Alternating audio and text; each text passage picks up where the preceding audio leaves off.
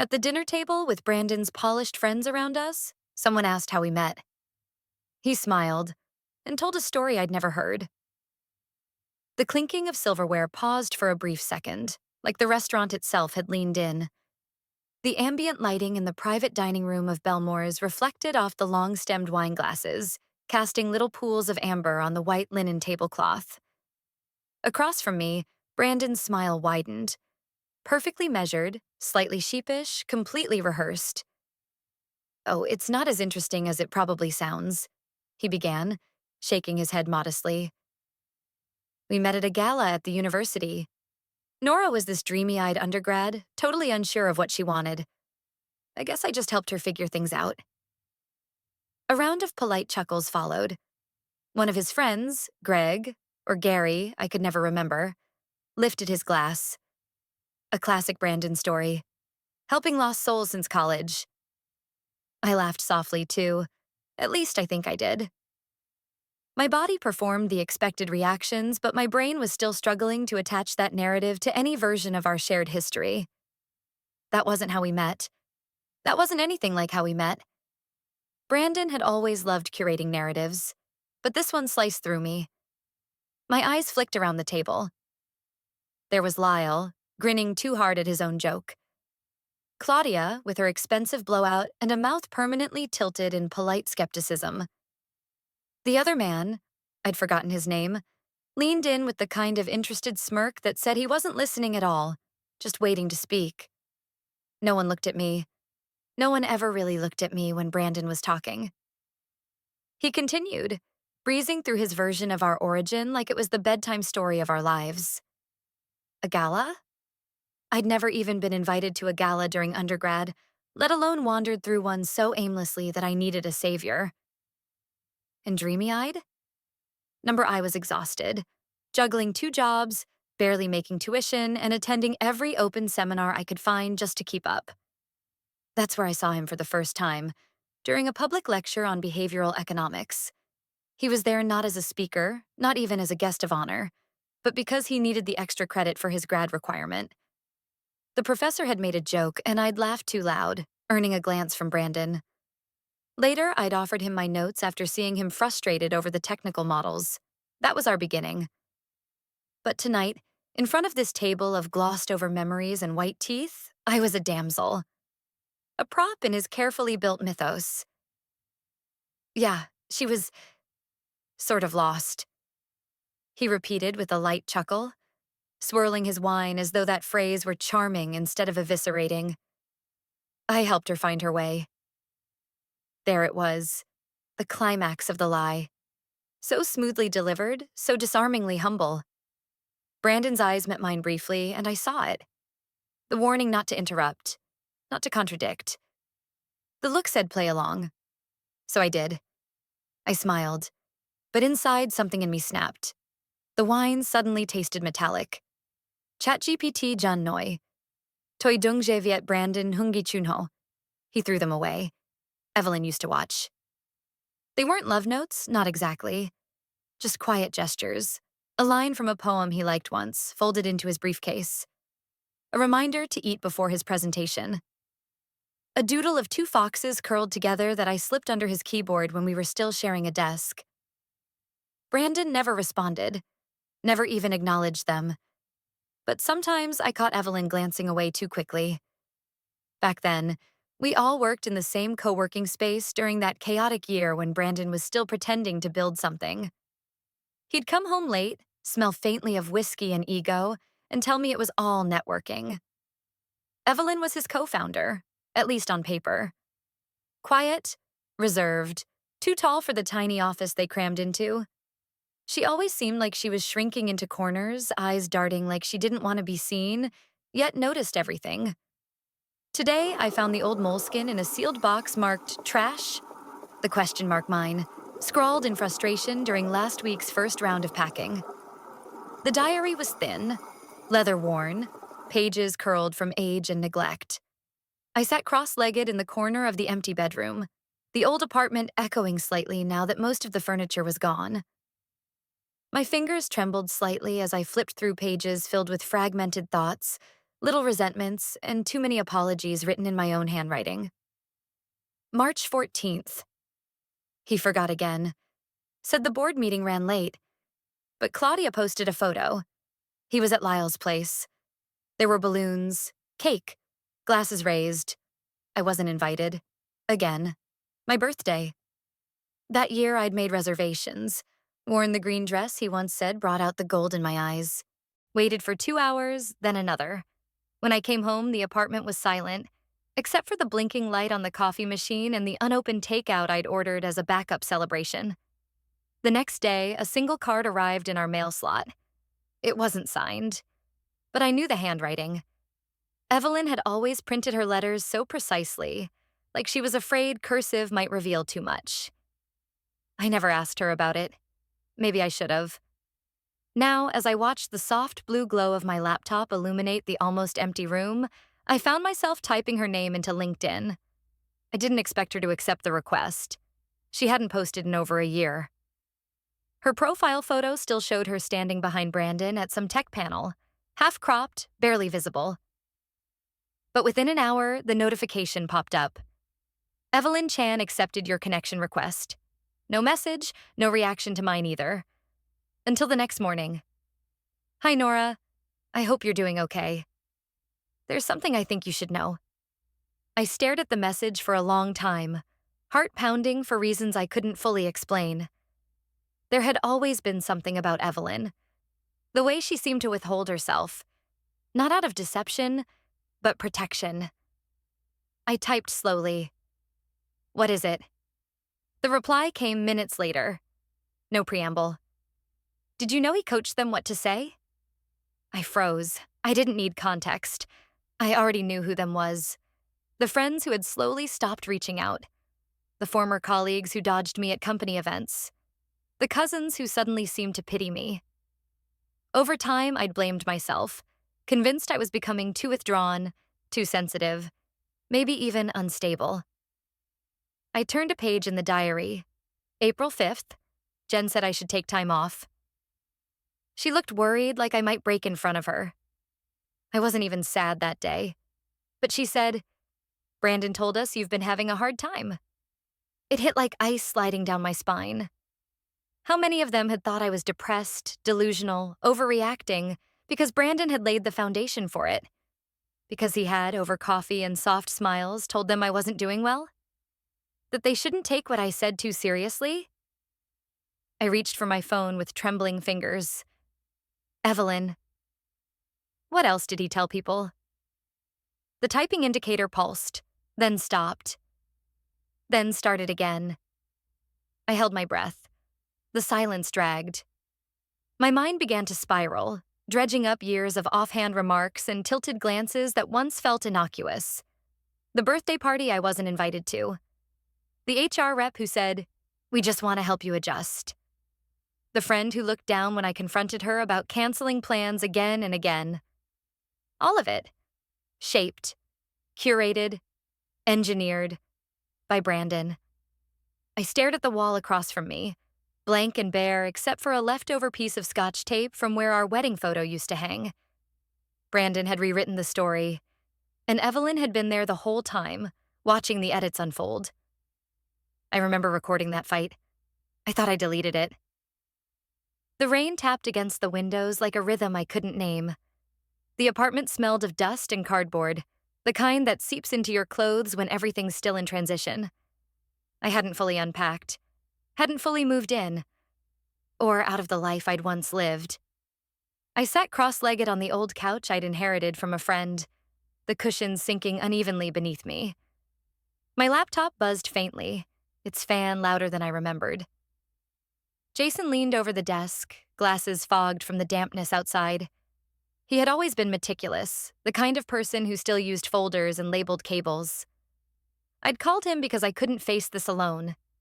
Not the tech part, and not the emotional minefield I knew I was about to step into. He clicked through a maze of folders, some dating back to years I hadn't allowed myself to remember. Photos from conferences Brandon had never let me attend. Notes from seminars where I used to take meticulous minutes while he stood in the spotlight. And then, in a folder labeled simply Archive. There it was. A file. No title. Just a date. November 19th. My breath caught. That fight. The one where he slammed the bedroom door so hard the mirror cracked. Where he said things in a tone I didn't recognize. That night, I'd hit record on my phone. Not because I wanted to use it, but because I needed to hear it again. To prove to myself that I wasn't crazy. I thought I deleted it. I whispered. Jason glanced at me. You want me to play it? I nodded, barely. The audio hissed for a moment, then settled.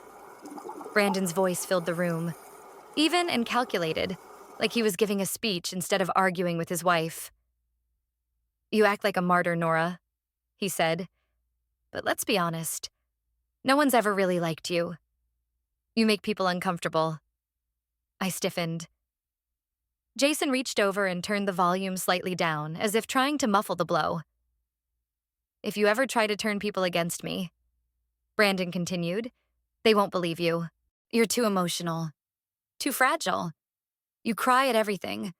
That's what they'll remember. Then silence. Then my voice. Barely a whisper in the background. I never said I'd... You don't have to. Brandon cut in. I've already explained things to them. They know who you are. Jason turned slowly in his chair. He planned this. All of it. I couldn't look at him. My eyes were locked on the laptop screen, still blinking with the paused file. It wasn't just me imagining it, I said, my voice cracking. He was planting seeds, years ago. Jason's face was pale. This isn't just manipulation. This is a campaign. That word hung between us like smoke. Campaign. A deliberate strategy, controlled perception.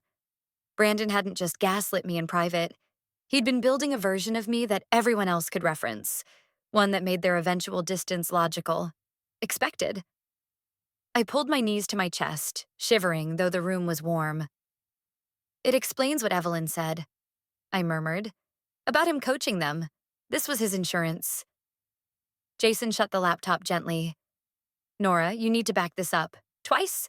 Maybe 3 times. I nodded numbly. A beat passed. Jason leaned forward, his tone softer. You know I never bought into his act, right? I didn't know how deep it went, but I saw the way he looked at you. Like you were... inconvenient. That word made me flinch. I'd been many things in Brandon's world. Inconvenient was the most accurate. I exhaled slowly and rubbed at my face, trying to clear the fog of memory and emotion. The room felt smaller now. Heavy.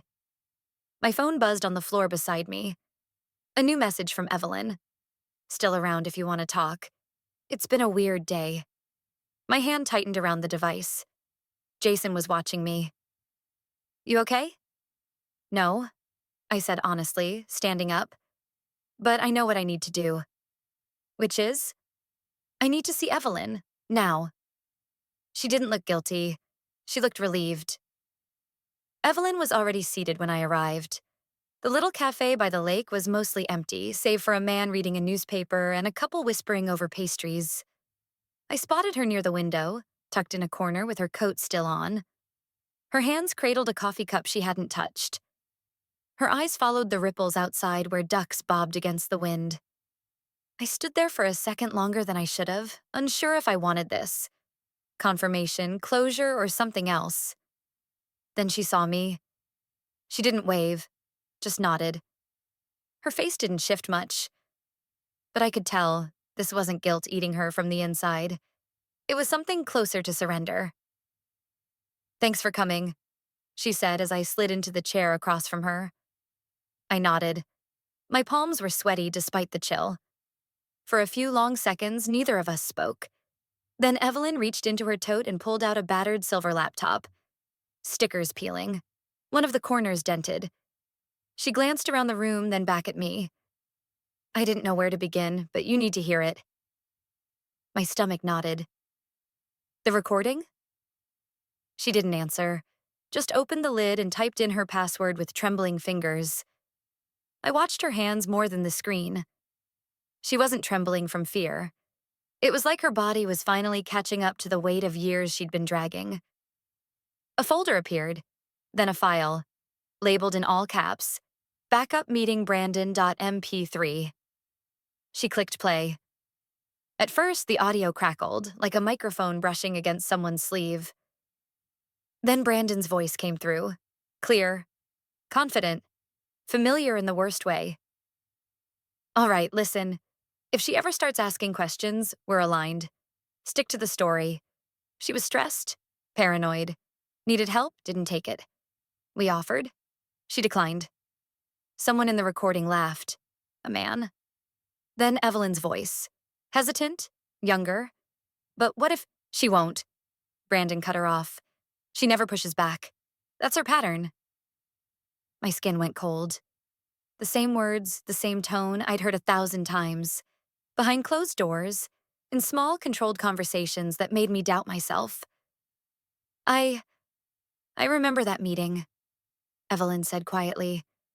You weren't invited. He said it was about work, about team harmony, but it was all about you. I couldn't speak. My throat was tight, like something had lodged in it. Not anger, not even sadness. Just the sinking realization that every suspicion I'd pushed aside had roots deeper than I imagined. He framed it so convincingly, Evelyn continued, like we were helping you by preparing. He made you out to be this liability. I looked at her. And you believed him. I did. Her lips pressed together. I believed every word. I didn't even question it until he did it to someone else. In another job. Same pattern, same words. That's when it clicked. She pushed the laptop toward me. You can have it, the file. Use it however you want. I stared at her. Why now? She swallowed hard. Because I should have spoken up back then. I was a coward.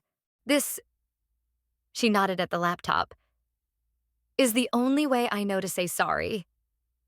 I reached over and pressed the spacebar to pause the recording. The last words still hung in the air. That's her pattern. Jason had warned me this wouldn't be simple. That peeling back years of manipulation would expose not just Brandon's cruelty, but the quiet complicity of others. But Evelyn wasn't trying to save herself. She wasn't asking for forgiveness. She was offering something else. Accountability. I copied the file to my USB drive, watching the progress bar inch forward. I've backed it up too, Evelyn said, in case you need it from another source. Thank you, I whispered. We sat for a few moments longer. The wind outside picked up, rustling the trees. A seagull screeched somewhere near the docks. Finally, Evelyn stood. I won't be part of what comes next. I'm removing myself. I nodded.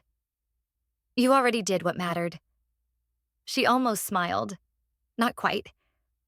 But her shoulders straightened as she turned and walked away. Jason called me as I stepped out into the crisp air. You got it? He asked. Yes, I said. It's real. He coached them. Every word I can clean it up, get it transcribed. Do you know where he's going to be next? I stared out over the lake. The water shimmered under the gray sky. I know where he's speaking next. There's nothing quite like a microphone when you know a liar is about to use it. The hotel conference room was all polished surfaces and overcompensating elegance. Ivory linens draped over tables, crystal glasses aligned like soldiers, floral arrangements already beginning to wilt under the heat of the spotlights. Someone had gone to great lengths to make the space feel important. But all I could think about was how perfectly sound would travel across those marble floors.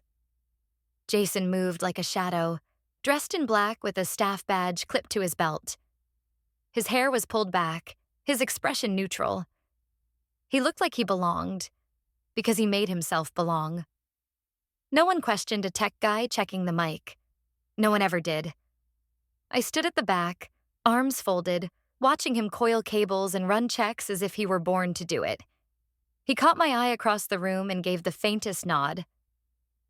Cousin's wedding, I muttered under my breath. Perfect setting for a family speech. Perfect setting for exposure. Jason's voice crackled in my earpiece. They'll be testing sound around 4. He's scheduled to speak just before dinner, 6:15 sharp. I scanned the room again. And the mic? Already set. Wireless direct feed. All I need is a 5-second clip. The plan wasn't subtle. It didn't need to be. This wasn't the full reveal, just a tremor before the quake. A taste of truth in a room full of people who had only ever tasted Brandon's version. Jason crouched by the podium, adjusting the angle of the mic. His hand brushed the transmitter. A second later, a faint hiss filled the room. Then Brandon's voice, familiar, cruel, echoing across the empty hall. She's dramatic. If she ever accuses me, no one will believe her. I watched the technician by the DJ table freeze. A waiter looked up sharply. One of the florists paused with the centerpiece halfway in hand. Jason cut the feed instantly. "Test complete," he said aloud, too casually. Footsteps echoed down the side hallway. I turned, heart thudding. Brandon, dressed in a tailored navy suit, his smile already plastered in place, talking to the wedding planner about seating charts. He hadn't seen me yet. Jason pretended to adjust the mic again, fingers gliding over the control panel. Brandon's eyes flicked toward him, then toward the soundboard. "What was that just now?" he asked. Jason tilted his head. "Just a voice check. Some background interference." Brandon's eyes narrowed slightly. "It sounded like..." Jason didn't blink. "Just static. We'll sweep for signals before the main event." Brandon nodded, but unease flickered across his face. The kind of flicker you only catch if you've been trained to watch for it. His gaze swept the room again. He didn't see me until I stepped forward. "Brandon." He stopped mid-sentence, whatever platitude he'd been about to offer the planner dying in his throat. We stood 10 feet apart, the air thick with memory. He recovered fast. "Nora, didn't expect to see you here." "Obviously," I said. He looked at me, then Jason, then the microphone. Something in his jaw tightened. "Where did you get that?" he asked, voice low. I tilted my head, letting the silence stretch. Jason's hand hovered casually over the laptop. "Ready." Brandon stepped closer. "You're playing games." "No, Brandon," I said quietly, just loud enough for the sound tech nearby to hear. "We haven't even started." Brandon always said he built his life alone, but the company letterhead told a different story. The city library was nearly empty that morning, sunlight slicing in clean lines through tall windows, dust dancing in the air like things trying not to be forgotten. I sat at a long wooden table with a stack of documents older than my marriage, each folder whispering truths Brandon had spent years trying to bury. The letterhead caught my eye first. Morgan and Associates, established 1988. Brandon was born in 1985. That alone should have been enough to make me laugh if it hadn't made my stomach turn. He used to say it often, like a badge of honor. I built this from nothing. No handouts, no safety nets. At the time, I believed him, because I wanted to. But this was his father's company. A real estate consulting firm started decades before Brandon ever sat in a boardroom. I flipped through page after page of archived business filings, the kind most people never think to look at. There was a franchise transition document dated 2009, the year Brandon claimed he launched from his dorm. The signature at the bottom was unmistakable. Thomas H. Morgan. Jason messaged me from across the table. "Got something. Intranet access successful. There's tension on the board." I slid my laptop closer and opened the folder he'd shared. Internal emails, flagged confidential, chronicled a quiet war brewing inside Morgan and Associates. "Brandon wants to restructure," Jason whispered as he scrolled on his tablet. "He's pitching himself as sole CEO, but there's resistance. Some board members still loyal to the father." I sat back. "He erased the man who gave him everything." Jason hesitated, then added, "There's more. Health records, not fully detailed, but it looks like Mr. Morgan's been in and out of the hospital. Stage 3 something, the emails tiptoe around it. I stared at the screen, heart thudding. Brandon hadn't said a word. Not a visit, not a phone call. Not to me, not to anyone. The receptionist at Morgan and Associates didn't recognize me when I walked in that afternoon. That part was predictable. Brandon never took me to the office. Said he liked to keep work and home separate. The building was coldly elegant, marble floors, chrome elevators, glass walls meant to impress rather than invite. "I'm looking for information on a partnership contract," I said politely. "From 2009, between Thomas and Brandon Morgan." The receptionist looked up. "I'm afraid that's internal."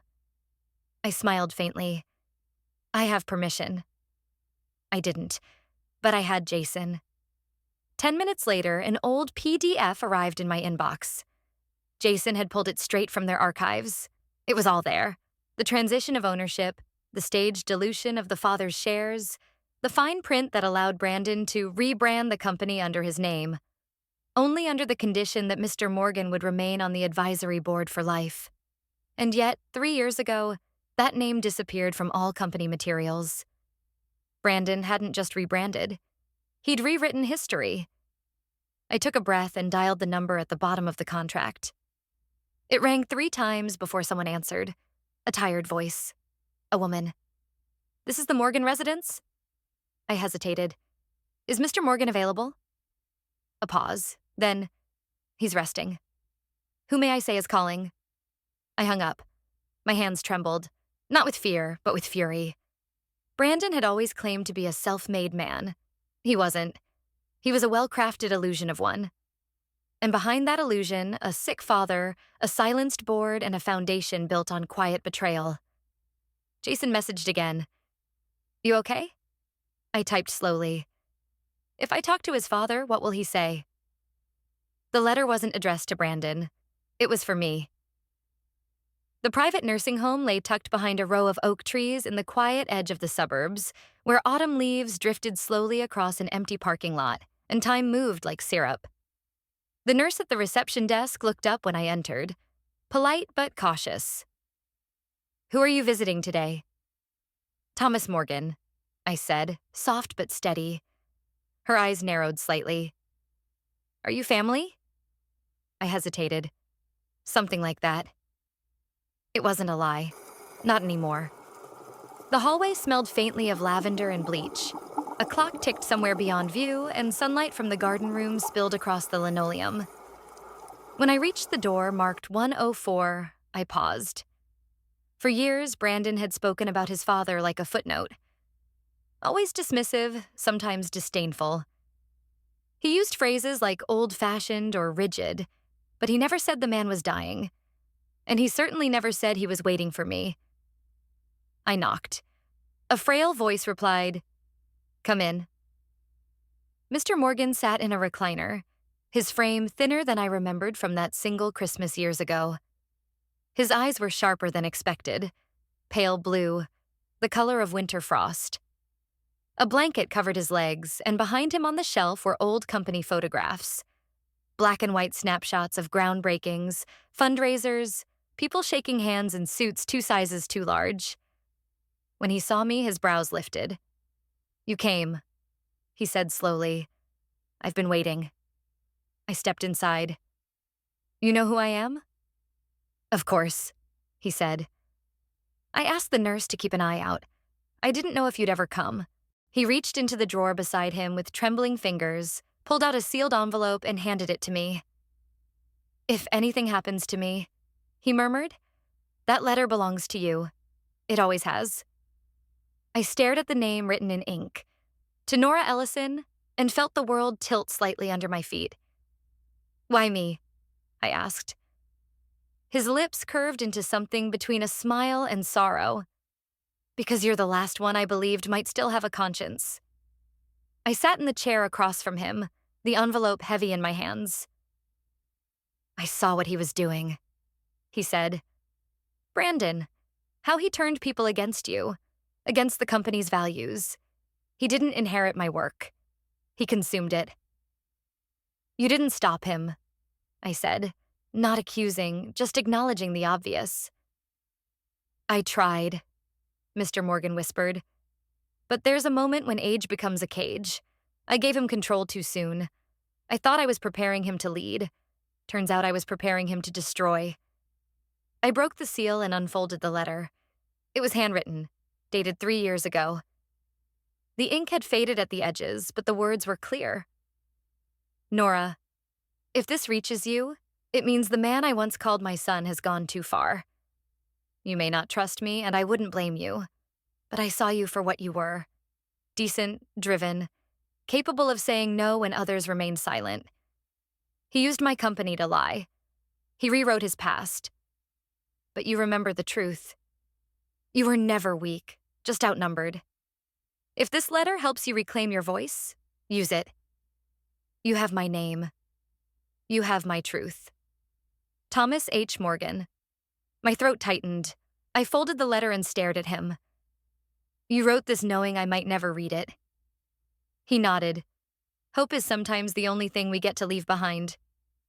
A nurse entered quietly with a tray. She offered a nod and began checking Mr. Morgan's vitals. I slipped the letter into my bag, hands still trembling slightly. He may inherit the company, he said, his voice suddenly sharper. But you have what matters. I stood, unsure whether to offer comfort or simply let his words settle. As I walked back through the hallway, sunlight casting long shadows against the wall, I pulled the letter out once more, read it again, memorized it. Then I whispered to the paper in my hand, then I'll make it public. The next time Brandon lied on stage, the mic was mine. The ballroom at the Langford Hotel shimmered in polished brass and pretense. Rows of suited executives filled the velvet chairs, sipping dark roast coffee as the hum of networking buzzed beneath the air conditioning. On stage, beneath an LED screen beaming Ethics and Legacy in Finance, Brandon Morgan stood poised, radiant in his tailored suit and smug certainty. Morgan and Associates, he began, voice smooth as lacquer, has always stood for integrity. In a market of volatility, our compass has been values. Polite applause. Cameras clicked. The live stream counter blinked toward 10,000 viewers. From the back corner near the audiovisual table, Jason gave me the faintest nod. The auxiliary mic was live. My fingers curled tighter around the envelope I held, Mr. Morgan's letter, and I took a single step forward into the aisle. The click of my heels on the carpeted floor sounded louder than it should have. Brandon continued, oblivious. My journey began from nothing, just an idea in a cramped apartment. I reached the edge of the stage, lifted the mic Jason had synced to override the house audio, and spoke. Except it didn't. The sound cut through the ballroom like a dropped glass. Heads turned. Brandon froze mid-sentence, lips parted. His eyes locked onto mine. And I saw it. The first fracture in his carefully controlled expression. I apologize for the interruption, I said clearly, facing the audience now. But when a legacy is being discussed, accuracy matters. Gasps rippled through the room. A woman in the third row lifted her phone. A man from the MC table began to stand, but the event host held out a hand. She has 3 minutes, the MC said, gaze firm. Let her speak. Jason's screen at the AV table shifted. The main slide vanished. In its place appeared a photograph, grainy, black and white, of Thomas H. Morgan breaking ground on a small office building in 1989. Above it, in bold serif font, Founder's Legacy. I turned the mic slightly. This is Thomas Morgan, Brandon's father, founder, investor, the man who gave him everything. I held up the letter, opened it. Before he passed this company on, he wrote this. Not to Brandon, but to me. Brandon took a step forward. This is private. This is manipulative. But I continued, heart steady. He used my company to lie. He rewrote his past. But you remember the truth. You were never weak, just outnumbered. A hush fell. No phones clicked. No one moved. He betrayed his team. I read aloud, my voice unwavering. his clients, and his own father. Silence thickened like storm clouds gathering. Brandon's fists clenched. "This is defamation." I didn't flinch. "Sue me." The words rang across the ballroom with a finality that sucked the air from the room. Brandon's jaw tightened, but he said nothing. Not yet. The MC stood again. "That's time," he said gently. I nodded and stepped down. As I walked past Brandon, he didn't meet my eyes. But I heard it in the quiet shift behind me. An audience that had come to admire a success story now beginning to question the foundation beneath it. The first crack had opened, and the rest would come. ChatGPT John Noy. Sometimes the loudest moment is when no one speaks. The echo of my voice at the conference still hung in the air, even days later. Not in sound, but in the thick tension that now shadowed Brandon's world. And mine. For once, our names were in the same headline. But the tones couldn't have been more different. At Morgan & Associates' downtown headquarters, Brandon's personal lawyer paced the glass-walled office like a lion trapped in a cage made of lawsuits and pride. "She blindsided you," he said, almost choking on the words. "On a live stream." Brandon sat behind the mahogany desk that used to belong to his father, fingers steepled under his chin. His jaw was tight, the crease between his brows deeper than I'd ever seen. "We respond decisively. File an injunction. Defamation, civil and reputational damages."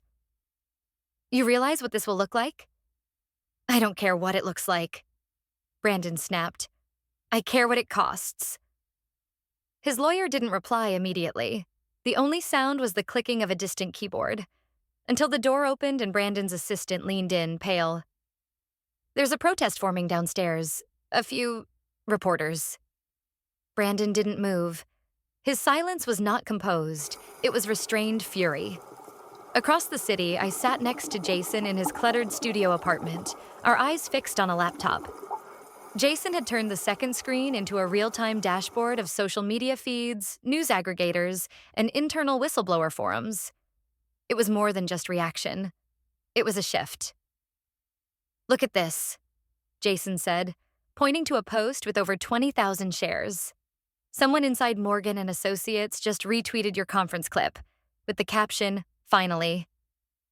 Another employee had simply posted the hashtag, #he lied first." "They're coming out of the shadows," I murmured. Jason leaned back, amazed. "You didn't just start a fight. You started a movement." That same afternoon, Brandon hit back. A sharply worded email delivered to my inbox by his law firm's server. Formal, cold, threatening. "Our client demands you retract all defamatory claims within 72 hours. Failure to comply will result in legal action." I read it twice, then shut my laptop. The thing about silence is, it's only terrifying when you don't have truth behind you. And I had more than that now. By the end of the week, Brandon called an emergency trust and confidence meeting, but 3 employees failed to show. Another sent regrets. One simply didn't respond. In the sterile boardroom, Brandon's voice reportedly cracked while demanding loyalty. Someone told Jason later that he'd thrown a pen across the room. Meanwhile, I made quiet moves of my own. I started compiling names. Past interns, junior analysts, a receptionist who once told me she saw more than she said. Jason created a secure folder for submissions. Slowly, one by one, the inbox filled. Anonymous tips, redacted memos, screenshots of internal messages hinting at retaliation, manipulation, doctored numbers. And then it arrived. No sender. Just a subject line. FYI, not all the ledgers are clean. Attached was a scanned document, an accounting report from a quarterly review, dated 2 years ago, with 2 versions side by side. One submitted to the board, one marked internal eyes only. On the official version, the numbers balanced. On the other, they didn't. Jason exhaled sharply. That's deliberate manipulation. Look at the names signed off. Jason zoomed in. The signature at the bottom glared back at us. Brandon Morgan. I stared at the screen, pulse pounding. This could end him. I didn't know what was inside the USB, but my hands were shaking. Jason had set up the projector in his apartment like a miniature war room. The blinds were drawn, the coffee table cleared, and his dual monitors mirrored the image now casting across the white wall. A simple folder labeled Morgan Holdings, internal. The USB drive had arrived earlier that morning in a nondescript envelope, slipped under Jason's studio door. No return address, just a sticky note with the words, "From someone who remembers." My fingers trembled slightly as I double-clicked the first file. A video. The timestamp was 3 years ago. The camera angle came from a laptop webcam, likely hidden on a desk. The quality was grainy but unmistakable. Brandon sat at the head of a polished conference table, sleeves rolled up, smiling like he owned the oxygen in the room. "Make it look profitable," he said to someone off camera. "No one checks quarterly forecasts. They see what we tell them to see." Jason leaned forward, muttering, "My God." I watched in silence as another man, the voice familiar, though I couldn't yet place it, pushed back, cautious. Brandon cut him off. "We'll restructure the entries. We already did it last cycle. Just keep the momentum." Then my own voice entered. Softer, hesitant. "Brandon, I'm not comfortable signing this." I remembered the moment vividly now. The pressure, the pen in my hand, the nausea. Brandon's face on screen didn't flinch. "You're my wife, Nora. Don't make this difficult. You want to help the company, don't you?" I hadn't realized anyone else was recording. Jason looked at me, jaw tight. "He coerced you. It's all here, clear as day." There were spreadsheets too. Scans of falsified income statements, adjusted forecasts, balance sheets that had no business being approved. All linked to the same quarter as the accounting report we'd seen earlier. There was even an internal memo from a junior accountant marked draft only, with Brandon's annotations scribbled across the margin. "Fix this to match public narrative." The last file was a video call recording. A young woman appeared on screen, nervous but composed. She identified herself only as former financial analyst. The call had been clipped. Just her voice and screen share. I saw the numbers diverging. When I raised it, I was reassigned. No warning, no reason. Jason clicked pause, then turned to me. "We have a smoking gun. We don't just have a case, we have an avalanche." For a long time, I didn't speak. My chest felt tight, not with fear, but with the sheer weight of what this meant, of what we were about to set in motion. "What do we do?" I asked finally. Jason didn't hesitate. "We go public, or we go legal, but we don't sit on this." I nodded, slow and firm. "We go to the board, and then the press." The silence that followed wasn't fear. It was resolve settling in. That evening, as the sun dipped behind the skyline, an alert lit up Jason's screen. Brandon had just received an urgent board message. Subject line: "You are being summoned." He walked in like a king. He didn't know the crown was slipping. The double glass doors of the Morgan and Associates boardroom swung open with a whisper, but the effect was thunderous. Brandon entered as if summoned to his own coronation. Shoulders square, chin lifted, every inch the executive he'd crafted himself to be. The room was sleek and sterile, polished wood, cold white lights, silence sharpened to a blade. I sat at the far end of the long mahogany table, fingers laced, spine straight. The other board members were already seated, their expressions unreadable. The chairman sat dead center, a steely man in his 60s with sharp eyes and a tighter mouth. Jason waited outside, phone in hand, ready to stream information if needed. Brandon's eyes found me. For the briefest second, something flickered. Calculation, maybe even doubt, before it was buried beneath that familiar, infuriating smile. "Nora," he said smoothly, "didn't expect you'd be invited to this." I didn't respond. I let the silence answer him. The chairman cleared his throat. "Mr. Morgan, before we begin, you should know this meeting is being recorded and preserved for legal purposes." Brandon nodded, The confident CEO once again. Understood, though I admit I'm curious. What exactly are we here for? I rose, clicked the small remote in my hand. The projector on the far wall came to life. Slide 1. A balance sheet. Red marks circling mismatched figures. Slide 2. A scan of a falsified quarterly earnings statement. Slide 3. The still image of Brandon in a prior video file, mid-sentence, lips curled in that now familiar lie. This, I said quietly, is what you called creative accounting, right? Murmurs rippled down the table. Brandon's jaw flexed. He scoffed, playing the part. I have no idea what you're trying to imply. These could be altered or... Is this your voice, Mr. Morgan? A board member cut in. One of the newer shareholders, young, sharp, and visibly unimpressed. Brandon opened his mouth, but before he could reply, I clicked play. His voice poured from the speakers, casual, assured, damning. Make it look profitable. No one checks. I'm not asking you to lie, just adjust perception. She won't say anything. She doesn't want to ruin her marriage. Gasps erupted from one end of the table. The chairman leaned forward, steepling his fingers. Mr. Morgan, do you deny this is your voice? Brandon stood frozen. For the first time in years, I watched him falter. His lips parted, then shut. The silence that followed was deafening. The chairman turned to the rest of the board.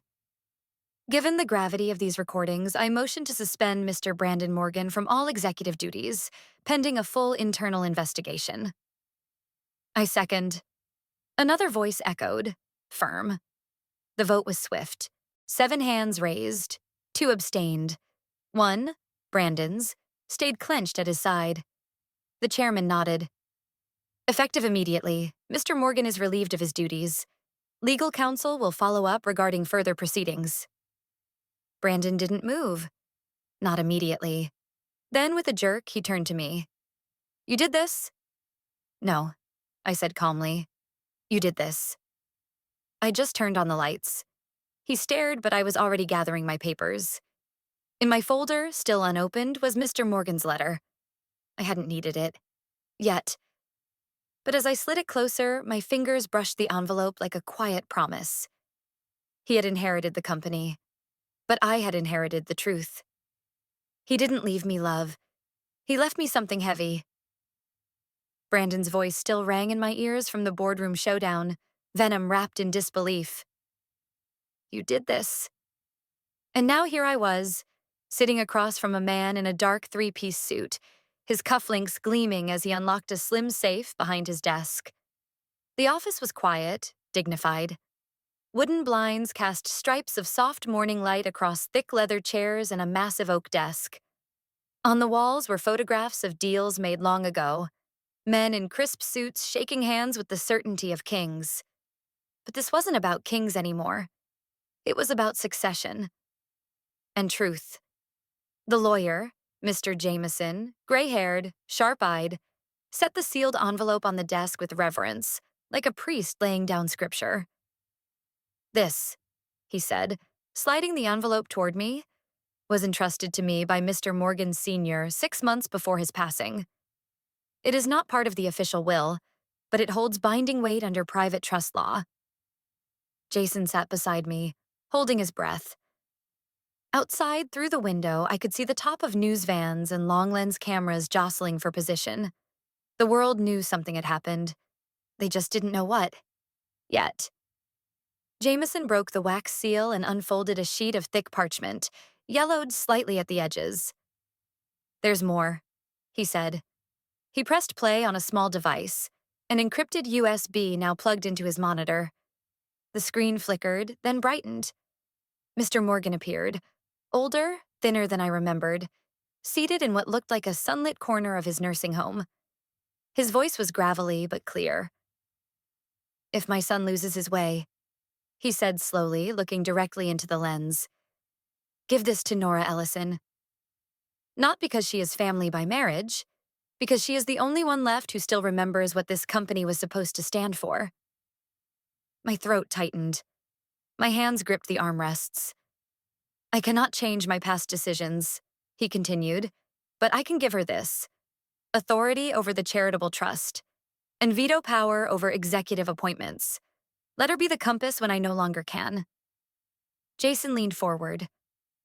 Wait, are you saying?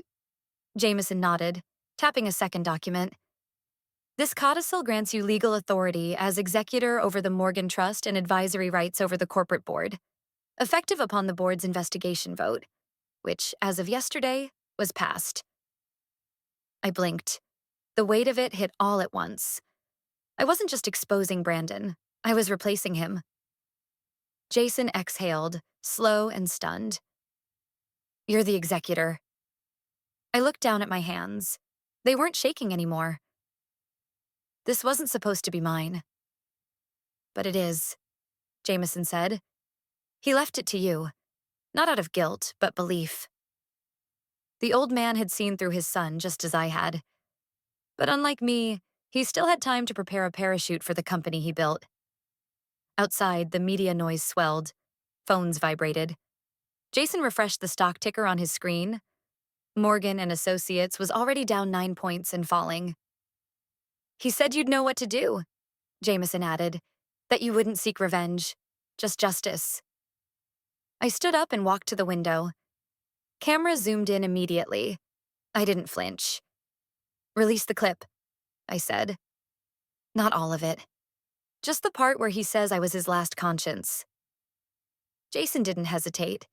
Within minutes, the footage was public. The media storm ignited like dry brush meeting fire. Talk shows lit up.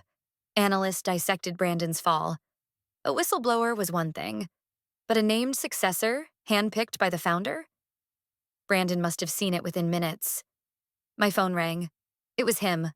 I let it ring once, twice. Then I answered, his voice flat and shaking, barely controlled. You'll regret this. I didn't say anything at first. I wanted the silence to stretch, to weigh on him like it had weighed on me for years. And then, softly, I replied, you should have regretted what you did long before I ever found out. When the tower cracked, it didn't scream. It crumbled in silence. There was no explosion, no courtroom yelling, no dramatic arrest with flashing lights, just an email. At 10:14 a.m., every inbox affiliated with Morgan and Associates received the same official statement from the board of directors. Its language was polished, neutral, and lethal. Effective immediately, Brandon Morgan has been removed from all executive roles and responsibilities, pending the results of the internal audit. The board is committed to restoring transparency, accountability, and trust in the legacy of our institution. It wasn't just a professional death sentence. It was a public severing of identity. And the world knew it. Within the hour, every news anchor from CNBC to morning talk shows echoed the headline, CEO, removed amid financial misconduct allegations. Whistleblower appointed successor. At the courthouse, the line of reporters wrapped around the marble steps. Inside, the legal advisor for Morgan and Associates met me in a private chamber. She was calm, composed, glasses perched just low enough on her nose to project both wisdom and warning. You don't need to press further, she said gently, setting down a beige folder. The board has concluded. The trust is intact. His shares are frozen. His endorsement deals have backed out. He's finished, Ms. Ellison. Jason stood behind me, silent. I could feel his eyes on the back of my head, waiting to see if I'd ask for more. Demand more. Want retribution. But my answer had already been written in every quiet breath I'd taken over the past few months. Then we let it end, I replied. On the screens across the courthouse lobby, an old clip played, one I hadn't seen before. A former employee. The same woman from the video call in Jason's apartment. This time she stood in front of a microphone, no longer pixelated, no longer afraid. He told me no one would believe me, she said. He told me she'll back me up, she always does. Her voice trembled, but she held firm. But she didn't, she fought back. And because of that, I'm here now. I looked away, swallowing hard. Justice didn't come wrapped in applause. It came in ripples, quiet truths, finally spoken. Later that afternoon, we returned to the headquarters, not as invaders, but as inheritors. The once mirrored elevator barely groaned as we rose to the executive floor, where a new brass plate had replaced Brandon's old name, Interim Executive Oversight, Nora Ellison. I didn't sit in the chair. I just stood at the window, watching the city breathe. Behind me, Jason shifted. "You okay?" he asked. "Strange," I said. "I thought I'd feel different." He didn't respond, just waited. We left together as the sky began to dim. There were no reporters outside anymore, just people moving on, finding other stories to follow. But Brandon hadn't moved on. That night, he sat alone in his once lavish apartment, lights off, tie loosened, surrounded by chaos. Crumpled spreadsheets littered the carpet. Open boxes revealed trophies half wrapped, half forgotten. On the wall behind him, the framed photo of his first Morgan and Associates conference lay askew, the glass spiderwebbed from where it had hit the floor. He stared at nothing. And then, in a sudden fit, he grabbed one stack of files and ripped them clean down the middle. The pages fluttered like ash, like leaves from a tree long dead. No one watched. No one came. The collapse didn't echo. It simply happened. The next morning, I stood in the press corridor of the building, hands clasped, composed. A reporter called out, "Ms. Ellison, are you taking over officially?" Before I could answer, Jason leaned toward me, voice low. "So, are you taking over?" I turned my head slightly, the question hanging between us like a thread I wasn't sure I wanted to pull. And then I said, "Let's see what comes next." I didn't win. I just survived. That morning, the sun streamed gently through the wide windows of my new office, if it could be called that. It was no skyscraper penthouse, no frost glass conference room, no city skyline views. Just a converted corner in a quiet brick building downtown, where the coffee machine hummed louder than the Wi-Fi and the desk was still too clean. But it was mine.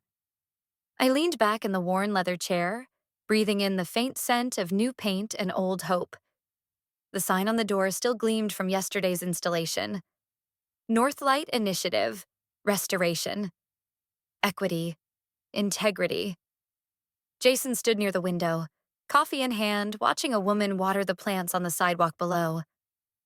"It's strange," he said, "to think how much has changed in just a few months." I nodded.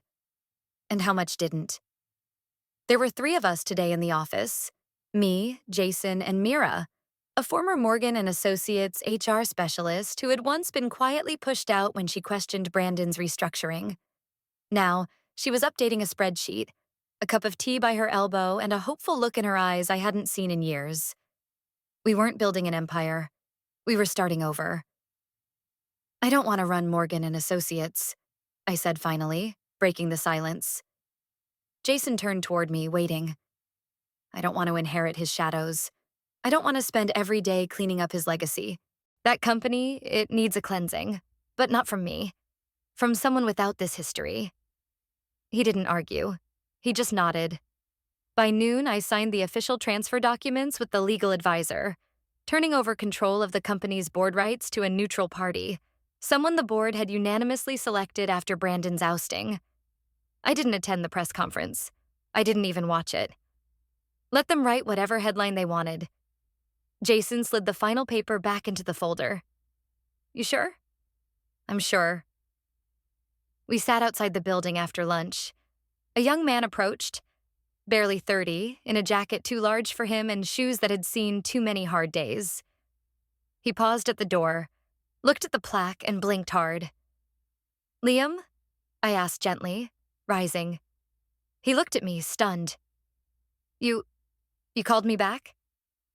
"You're on the roster," Jason said, handing him the onboarding form. "We remember." Liam looked down, read his name, and sat on the steps. He didn't say thank you. He just cried, quietly, head bowed. Not every act of justice was loud. By late afternoon, I opened my email. Nothing urgent, no lawsuits, no shareholder rage. Just quiet. Until one subject line stopped me. Invitation. Women of the Year Gala, honoring resilience and reform. My eyes scanned the name on the sender line. Ava Linton, Brandon's new girlfriend, or perhaps new public partner. Who knew? The message was elegant, cordial, sharp as glass behind a smile. Dear Ms. Ellison, you are formally invited to receive the Resilience and Leadership Award at this year's gala. We look forward to your presence among women who shaped the narrative of this year. Warmly, Ava Linton, Executive Chairwoman, Women's Progress Collective. I sat still, rereading it once, then twice. Jason leaned over my shoulder. That's bold. I didn't respond. The cursor hovered over the reply button. I hadn't yet decided what to say. Maybe I never would. Outside, the city moved on, and I let it. The chair was empty. I wasn't. The restaurant looked almost the same. Polished floors, chandeliers just a little too ornate, soft jazz humming beneath the polite murmurs of an affluent crowd. But it felt different. It felt smaller. Or maybe I'd grown. Outside, the banners read, Honoring Nora Ellison, Advocate, Reformer, Survivor. Inside, the people who had once looked past me now turned toward me, standing, not out of habit, not out of obligation, but because something had shifted. The hush that followed was not awkward. It was reverent. I stepped into the glow of the overhead lights, not in sequins or sharp heels, but in a simple black dress with a high collar, sleeves rolled back just enough to reveal a narrow silver bracelet. One I'd once hidden in the cuff of a blazer, afraid of drawing attention. Tonight, I didn't hide. Jason stood near the side wall, a glass in his hand, his smile faint but unmistakable. He didn't need to be on stage to know he'd helped build it. The MC welcomed everyone, read off a list of Nora Ellison accomplishments with the usual ceremonial flourish. I barely heard any of it. My fingers rested on the folded paper in my palm, the speech I'd written. Words I'd refined, rewritten, and nearly discarded. But when they handed me the microphone, I didn't open it. I looked out at the faces. Some familiar, some conveniently forgetful, others new, curious, cautious. I won't speak long, I said. My voice was quiet, but it didn't waver. I've stood in this room before. Not at this podium, not with this title. I was seated at the edge table in the corner. I was a wife, not a guest. A few murmurs stirred. Chairs shifted. I remember the laughter. I remember the stories that weren't mine. I remember pretending to smile while someone else's version of my life echoed across the table. But here's the truth. Sometimes you have to be forgotten to find who you are. Silence. Not uneasy, but heavy. The kind that makes people listen. I reached down beside the podium, lifting a simple wooden chair I'd asked Jason to bring in earlier. It was unadorned, worn along the edges. I carried it to the center of the stage and turned it to face the crowd. This chair is for anyone who was told they didn't belong. For anyone who wasn't invited. For anyone who was talked over, dismissed, laughed at quietly when they left the room. A ripple passed through the crowd. Some avoided my eyes. Others bowed their heads. I placed the chair down gently. Let it sit there, like a marker. Not for pity, but for remembrance. I won't take the seat at the head of the table, I said. I've already claimed something better, my voice. Applause came slowly, then built. Not wild, not frenzied, just full, solid, real. Jason met me at the edge of the stage, his eyes damp. You did it, he whispered. No, I said, turning back once more to look at the chair under the spotlight. I finally stood up. The room began to dim. Lights faded until only the stage remained lit, and even that too started to darken. But as the shadows closed in, one thing remained clear. A single, empty chair, and the name Nora Ellison echoing softly through the silence. Not as a whisper, not as a footnote, as a legacy. After years of enduring lies, silencing, and gaslighting, the truth finally cut through the noise like a blade. Brandon lost everything he had built on deception: his reputation, his company, and the illusion of control. Nora didn't rise through vengeance, but by revealing the kind of truth that makes even the powerful tremble. Like the final chord of a long-forgotten melody, justice may arrive late, but it resonates powerfully once it's heard. No wall of lies can stand forever against the tide of truth. Like, share, subscribe, and comment your thoughts below. Type 1 if this story spoke to you, or 2 if you felt it could go further.